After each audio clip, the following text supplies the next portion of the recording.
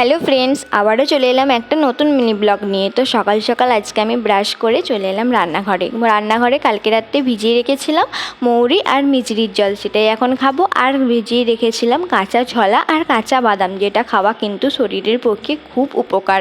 আর অনেকগুলো জামা কাপড় ছিল কালকার, যেগুলো কালকে আর গুছিয়ে উঠতে পারিনি, তাই সকাল সকাল গুছিয়ে গেছি সেগুলো আজকে গুছিয়ে রাখার জন্য। ছোট বাচ্চা ঘরে থাকলে তো রোজ রোজ অনেক জামা কাপড়ই বেরোয়।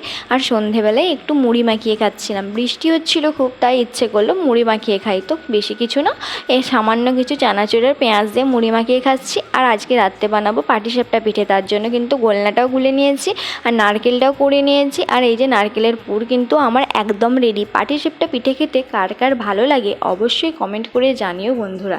এই দেখো আমার পাটিসাপটা পিঠেগুলো কিন্তু খুব সুন্দর উঠছে। তো পার্সোনালি আমার তো খুবই ভালো লাগে। Thanks for watching. যদি আমার ভিডিও ভালো লাগে তবে অবশ্যই চ্যানেলটিকে লাইক, কমেন্ট, শেয়ার করে এবং সাবস্ক্রাইব করে দিও। আর